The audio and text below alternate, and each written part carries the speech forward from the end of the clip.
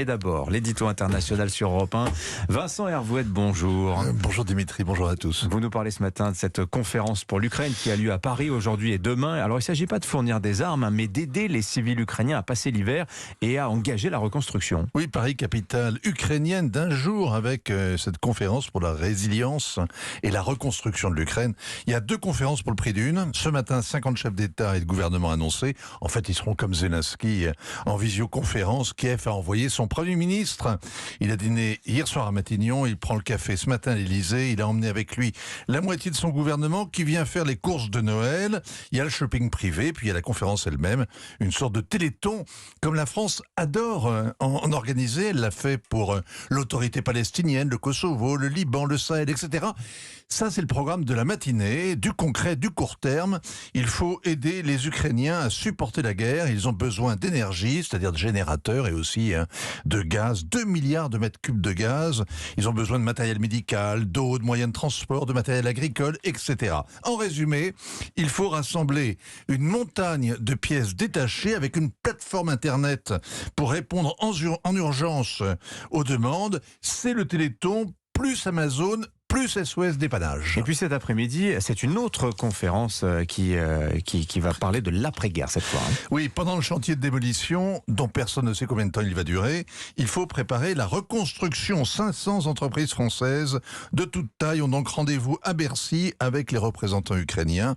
L'État met sur la table 1,2 milliard d'euros de crédit export pour ceux qui oseront se lancer dans l'aventure. Le symbole, c'est que la France investit dans l'avenir de l'Ukraine, elle y croit. On comprend qu'il faille le démontrer. Paris étant toujours soupçonné de macroner, c'est-à-dire d'avoir un double langage, de ménager Moscou. On se demande quand même si les entreprises françaises savent où elles mettront les pieds. Il y a 57 pays, si on part de Lisbonne et qu'on va jusqu'à Vladivostok. L'an dernier, avant-guerre donc, l'Ukraine faisait partie des 4 plus pauvres, alors que son sous-sol déborde de toutes sortes de minerais précieux et alors que ses plaines sont le grenier céréalier du continent. Il y a une explication à ce paradoxe d'un pays pauvre potentiellement très riche, c'est la corruption, Vincent. En Ukraine, une minorité se goinfre, la majorité rampe. Abus de pouvoir, trafic d'influence, prostitution, mère porteuse, etc. Volodymyr Zelensky s'est fait élire en champion de la lutte contre la corruption. Les Panama Papers ont ensuite révélé qu'il était de mèche avec les oligarques dans des montages véreux et des comptes offshore.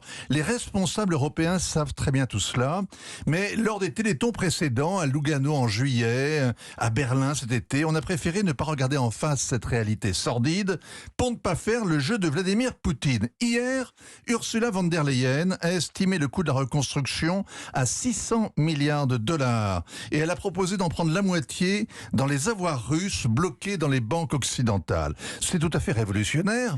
Alors, pourquoi ne pas aller un peu plus loin et confisquer aussi, par exemple, les gros 4x4 et les Ferrari à plaques minéralogiques ukrainiennes qui bouchonnent devant les palaces de la Côte d'Azur.